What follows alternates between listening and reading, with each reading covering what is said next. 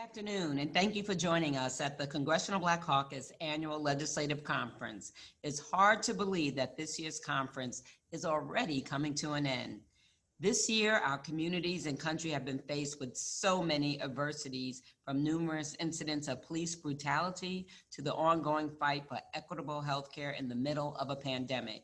And yet we stand together, ready to bring forth meaningful change. Reflecting back on this virtual conference, the theme of fostering diversity and inclusion has been a central point in the discussions shaping the future of corporate America. Empowering the next generation of diverse executives and leaders in every sector should be a top priority for all of us. And I applaud the organizations and individuals working toward this important goal. But the panelists here today, and I acknowledge there is still a lot more work to do. To kick off that conversation and inspire the next generation of diverse business, music, and entertainment professionals, I am so honored to welcome and chat with this afternoon's distinguished panel, featuring 5 of the most remarkably talented women of color executives from the music industry, including Miss Ethiopia Habtemariam, president of the iconic Motown Records, Miss Latrice Burnett, Executive Vice President and General Manager of the beloved Island Records, Ms. Marlene Reyes, as Senior Vice President of Marketing for the chart-topping Republic Records, Ms. Natina Nimini, Senior Vice President of Urban Promotions and Artist Relations at the legendary Def Jam Recordings, and Ms. Nicole Wiskorski, the Executive Vice President of Urban Operations at the renowned Interscope Records. Phew, got through those names. All of these women have demonstrated unwavering passion, dedication, and hard work to establish themselves as leaders at Universal Music Group and within music business at large. I hope in their messages today, they will provide thoughtful guidance and directions to all of our young sisters and brothers out there looking to pave their own way in the industry, in the entertainment industry. So ladies, welcome. And to kick things off, how about you each take a little time, like a minute, a little time, to tell us about your current role within your respective labels and how you got there. So why don't we start with Marlene Reyes. Hello, hi, I do marketing, Senior Vice President of Marketing here at Republic Records.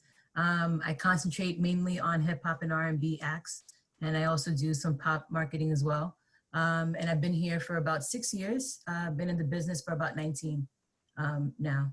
It's going a long time, so. Thank you. Latrice? Hi, I'm Latrice, Executive Vice President and GM of Island Records. And in my day-to-day role, I oversee all the marketing staff. There's a bit of A&R that I'm also involved in with respect to signing and developing acts, as well as overseeing all of the hip hop and R&B acts, Latin and Afro beats across the label. And I just work with everyone on the staff to help execute marketing campaigns and budgets and oversee all things on the day-to-day. Thank you. Nicole? Hi, I'm Nicole Wiskorski. I am Executive Vice President of Urban Operations at Interscope Geffen A&M, and in that role, I oversee our A&R team on the urban side of our roster, and I interface with all the departments of the company, from business and legal affairs to marketing to creative. I kind of touch everything to keep things moving, put out fires as many of my colleagues do on a day-to-day basis. And I pull in my experience from different areas that I've worked in the past, which also includes the legal side because I'm an attorney as well. Fantastic. Ethiopia?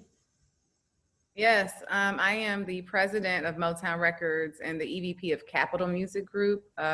I lead Motown Records. It's been my goal and responsibility to reestablish the label to youth culture, and I've been in this role for about 5 years now. So yeah, and at Capitol Music Group, I also lead the overall agenda and goal for the overall organization.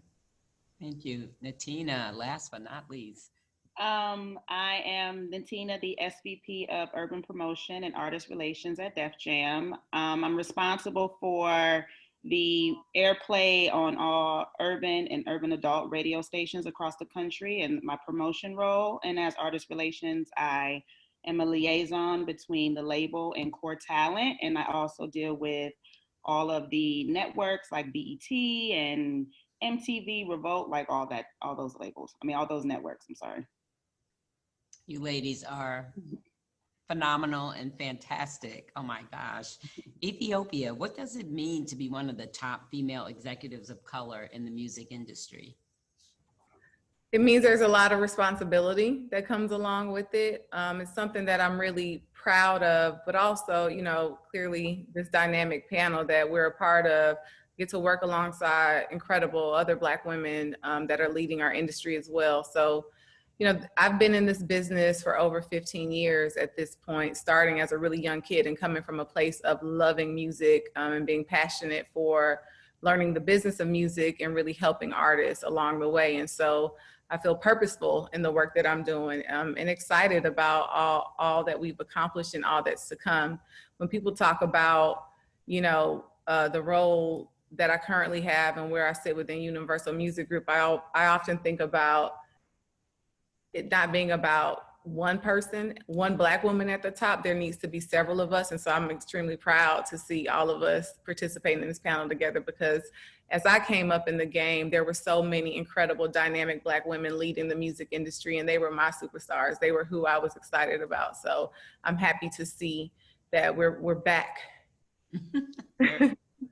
First often feels like a sense of responsibility to those that hope to follow in their footsteps. Do you feel that? And can you talk a bit about Universal Music Group's task force for meaningful change?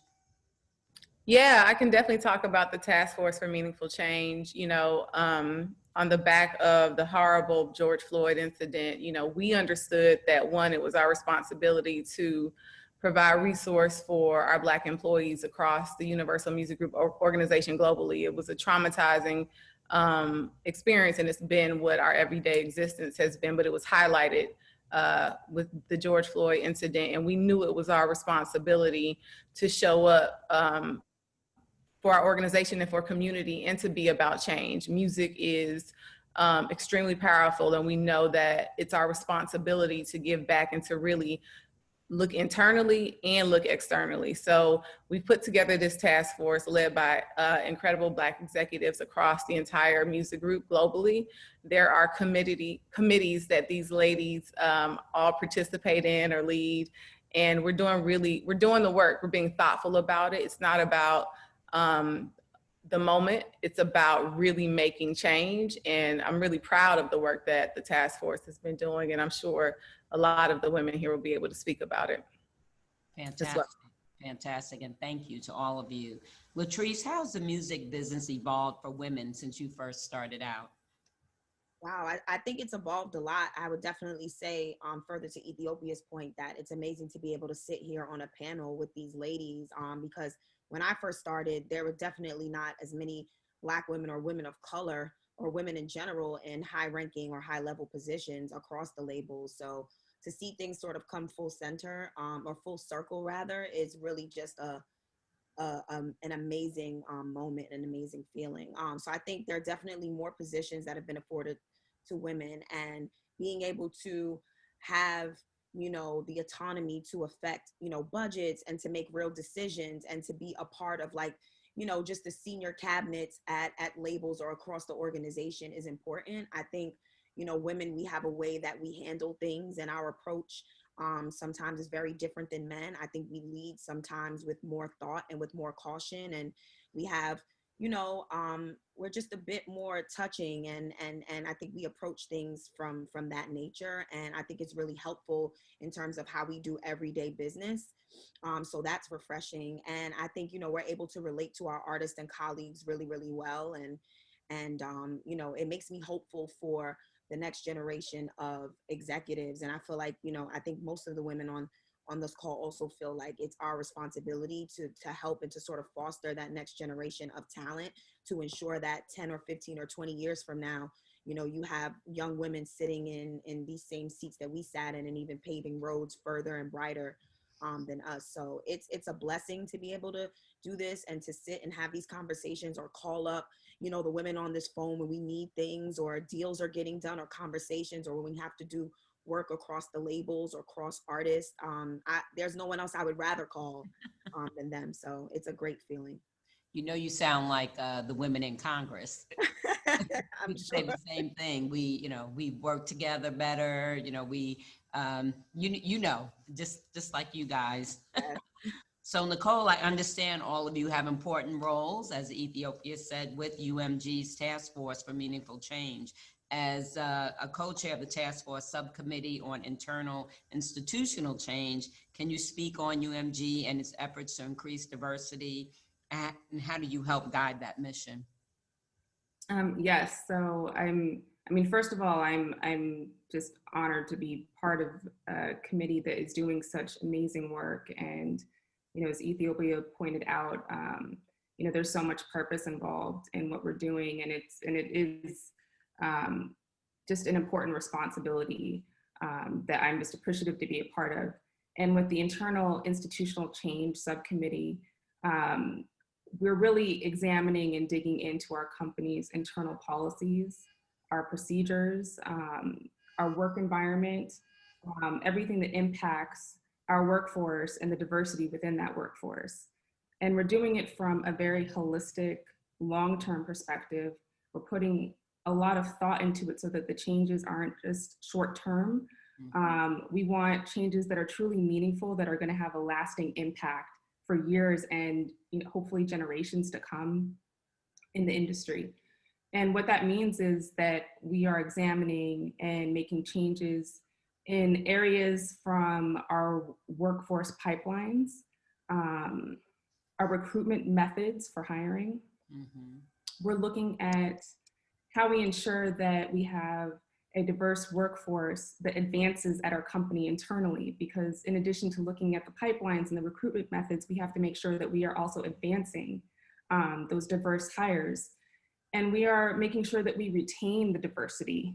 Retention is incredibly important, and that retention is important at all levels of the company, from, you know, starting off, as many of us did as interns, to moving up to leadership positions and senior level roles, because those are also the hiring positions as well.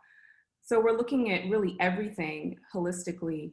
And we're also working closely with UMG's diversity and inclusion team, so we continue the efforts that they started at the company. And that also goes into some of our partnerships with USC's Annenberg Inclusion Initiative, which we've partnered in the past on. And we've partnered once again with looking into the diversity data in the industry and at our company. So I think, as you know, being a leader, as far as UMG is in the entire industry, we're doing an incredible job at, you know, setting a goal for the entire industry as to how we move diversity forward. And I'll also say that, you know, as a co-chair in this very important subcommittee, it's been a team effort. You know, I have a co-chair, and I have an amazing group of executives that are part of the task force, and we're all working together to push these initiatives forward. That's so great to hear. You know, a lot of companies, since George Floyd, have reached out to various Congress people, and beside looking at, you know, who's in your boardroom, who's in your C-suite, but not only who are you hiring, but who's getting promoted, and are you nurturing the people that you're bringing in to your company? And also, who does your company deal with on the outside? Like, who are your accountants and lawyers? Who do you invest with, and those kind of things? It sounds like you guys are looking at, you know, the whole picture, which is wonderful. Exactly. And will make a real difference, a systemic difference. Marlene, who in your career has inspired you or taught you the most, and why? You know, I think about this often, and I think about coming up. It was 19 years ago. I actually started 20 years ago as a receptionist. And then I worked. Say, oh, you look like babies. Nope, not a baby. But I, you know, it came up in a time where there was not, like to Latrice's point, there were not a lot of women. There were not a lot of women of color at all. So I was surrounded by men, right? And then, at first I felt like I needed to blend in. So I spent a lot of time, all I did is wear sweatsuits and sneakers. And then I realized, a little later in my career that my superpower was being a woman, that we did it better. We got it done faster. And if it wasn't for me, a lot of things wouldn't happen because we come at it with such a different perspective. And I never, my mother, always, she worked 3, 4, 5 jobs, and I never stopped working. I would sleep on the floor of the office if I had to, go to Old Navy on 34th Street and get clothes. So it was, even though I was supported by a lot of men, I did find that my mother, it was the driving force in my career and continues to be so, and as I became a mother later on, I realized that also, part of being a woman is that we also have an innate emotional intelligence that is needed to lead a team. And without that emotional intelligence, it's just hard to get things in a team environment across the line, because it's not about me at all. It's about us. And it's about it's about these artists that we're working with. And, they sign up to these labels and we get paid every 2 weeks. They don't. And we be very, very in tune with that. And I think emotional intelligence comes into play with that. And just being born a woman, I have that. Right. What's the best career advice that you've gotten?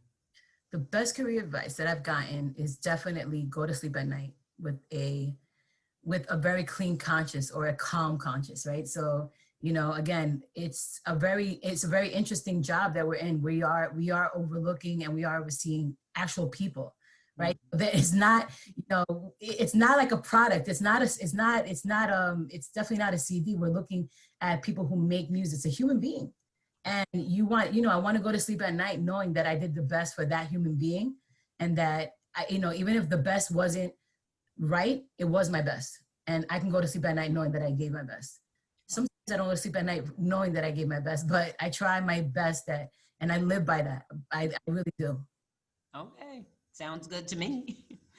Natina, what are you looking for when hiring someone at Def Jam? Promotion and artist relations are very forward facing. So I look for someone that has a big personality, a person that's genuine, a person that has wit and hunger. The actual skill set of the job, I can teach you that, but those kind of traits, they can't, artists can see through BS. So you want someone that always comes across as a real person. And I find that to be the best kind of hire for my particular department. And then what is your advice that you give to someone who wants to get into the music business or is in the music business but just starting out? And I'll just say, since we're all female, to the females. One thing I always say is the artists are not there to be your friends. You should keep the relationship professional. Do friendships sometimes grow out of that? Absolutely, but always be very clear on what it is. Don't take things personally. Be able to take constructive criticism and apply it. And for women, I tell them all the time to not compare themselves to everyone else. And I find that to be something that women, especially young women, always do. So those are a couple of things. Okay. Now, to each of you, or who wants to answer, looking back on your career, what do you wish you would have learned in high school or college that would have helped you in your role today? Patience. I had a course on it. I wish I could have majored in that. Yeah. Anybody else? That's a good one. I think Natina nailed it. That's a good one. That was a good one. Oh my goodness. So then I'm going to ask, what 3 skills or traits does someone have to be successful in the music business beside patience? I would say definitely hardworking, because I know we've all worked, our behinds off. And, as Marlene said, at times even slept in the office. So you got to be, down to put in the work. But that hard work also comes from the passion in what you're doing. Mm-hmm. We're not doing the work just for the sake of doing the work. We're all really passionate about what we're doing. And you got to have that passion to keep going. And I'd also say problem solving. You know, it doesn't matter, you know, what your background is, what path you took education wise. We all are solving problems all day long, and you cannot shy away from issues and issue resolution. That is such an important skill, and having some creativity with that. You know, with figuring out creative resolutions to problems. So you hit on the 3 Ps: patience, passion, and problem solving. I don't know if anyone has anything else. Yeah, I mean, just to piggyback on what the ladies have said, I definitely think resiliency is a key element of what you need in order to make it at any business, honestly.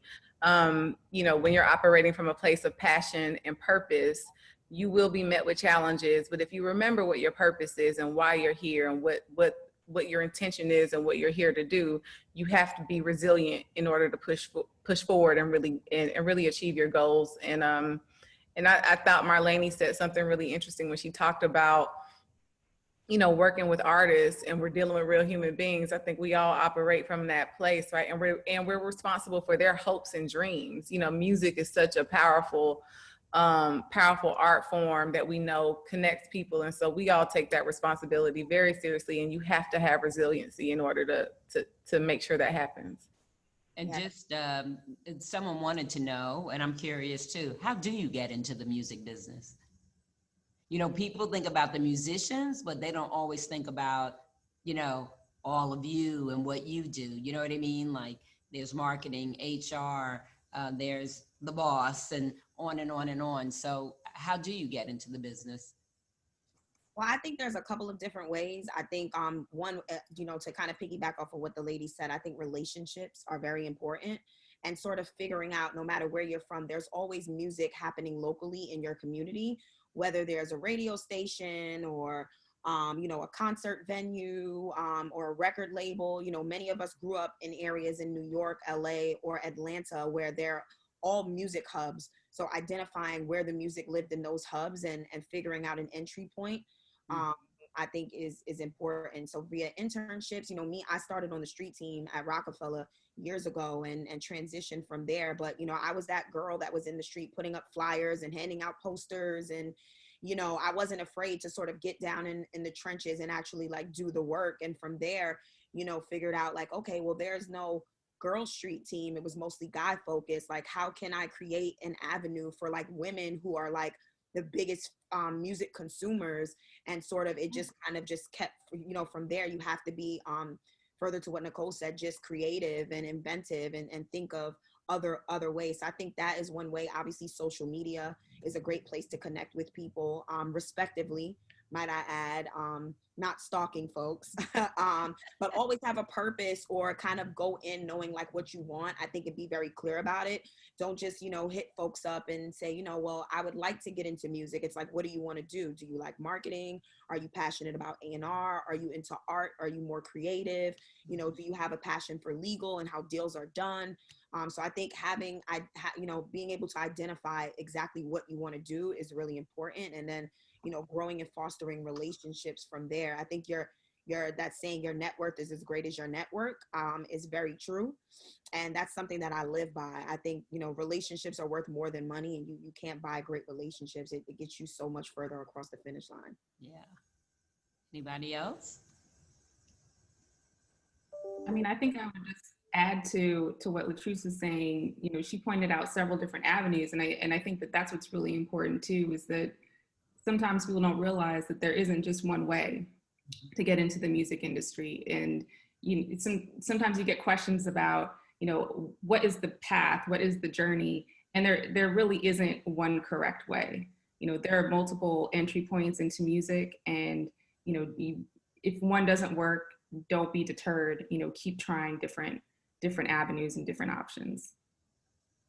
Well, that's what you said, passion, and someone said purpose. So know your purpose too. So that makes a lot of sense. So, well, I guess turnabout is fair play.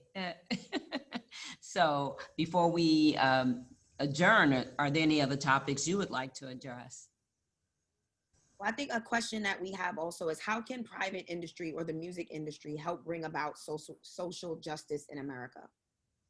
Well, I think particularly with young people, you're the people that they listen to, so the messages that you put out, I know, it's fashionable to say sometimes I'm not a role model or things like that, but I mean, the messages that the music industry puts out sometimes goes further than, anything I would say as a member of Congress, that, people trust you guys more than they trust us. If you take a polling, I think we get like 15% approval. So, and you guys are much, much higher than that. But also, I believe in, partnering and public-private partnerships and what, things that, we can do together. We just did a mask on event in Chicago not too long ago, and then with the mask on event, we also did free COVID testing, and who joined us were two people from the Shy, and so of course the young people love that, and so all of that helps. Whatever we could do, to make sure people are wearing their masks, getting tested, and I'll say fill out the census, register to vote, and vote, to be active members, in society. And I'm making decisions about people every day, so people should have some voice, some say. And when I think about my colleague, well, we just lost two icons, but my colleague, John Lewis, someone that went to jail 40 times plus, was beat up, almost died, so people have the right to vote. And then when you think of the notorious RBG and the glass ceilings that she busted, as I said the other day, she can see some of the seeds that she planted or blossom, but then there's seeds she's planted that are still growing through the garden. So, but no, I think you guys play a really, really important role. Well, thank you. I had a chance to hear from us, but we also would love to learn about your experience. So what is it like to be a woman of color in Congress, and what lessons of leadership could you share with us all? I absolutely love my job. I always say, no matter who's in the White House, the guy I knew really well and served with in the Illinois General Assembly, or the guy I don't want to know so much now, not saying anything negative about anybody, but whoever's in, the White House, that doesn't define who I am. And really my simple leadership thing is, well, a couple of things. I want to be able to look at myself in the mirror. You said you wanted to be able to go to sleep at night. That's a part of it, that I want to be proud of what I've done. And I really, really try to treat people like I want to be treated. And I always say, I think I'm successful because I have people that work with me in Congress, that this is their third job they've been on with me. They've followed me from, when I was a state rep, when I worked for the county, and now that I'm in Congress, I still have some of the same staff, for 20 years, so I feel really good about that they feel like I'm doing something good, and they want to be a part of it. But really building relations, you could, want to have legislation or law, but you can't pass a vote by yourself. You really have to build, relations, and you have to listen, listen to your constituents. People put me in and people can take me out. So I, just like you guys, if it wasn't for your customers, you wouldn't have a record label. So, and the people that, make the music, I think we all have a role at the table, and respecting everyone's seat at that table is really, really important. So I say some of the same things, as far as I definitely have to do problem solving. I'm passionate about, my job. Like I said, I love my job. And for me, I really want to make a difference. When I go to sleep at night, if I don't fall asleep first, before I can say some prayers, but a part of my prayer is that I touch someone in a positive way, even if it's just one person, that I touch someone in a positive way this day, so that's how I try to, lead my life and have some fun and laugh, that's important. That's important also. And the other thing is, as a leader, to me, you have to surround yourself with good people, good people that care about you personally. There's a poem that I love, and it's called Life is a Theater. Be careful who's in your front row. And there's people you love, but you need to put them in the balcony because, you don't always feel good after you're around them, even though you might love them and they might love you. But you need to have people in your front row that, care about you and your success, and you feel good about yourself. So I think about all that as I lead my life. So, but thank you guys so much. You are really phenomenal women. Maya was writing about you guys when she put, or you guys were in her mind as she put her poem together. And I'm just so proud of all of you. I didn't realize myself, the power. And I love the, what Mulaney said, that being a female was her superpower. I have a magnet on my refrigerator door that says I had the power all along. So I thank you for that statement. But you guys are so wonderful. Thanks everybody, for joining us during the CBCF ALC this year. I truly enjoyed and learned from this conversation, and I wish we had more time to talk. Perhaps next year. Don't forget about me. I do want to ask you ladies here on the panel today to continue reaching out to the next generation, but I have no doubt that you will, by providing your guidance and your advice, and keep kicking open doors for the young ones who will be coming after you. So thank you so much again. The best of luck in each of your jobs, and get to higher heights. Thank you so much. Thank you so much. Thank you. Thank you. Thank you. Yeah. This is great.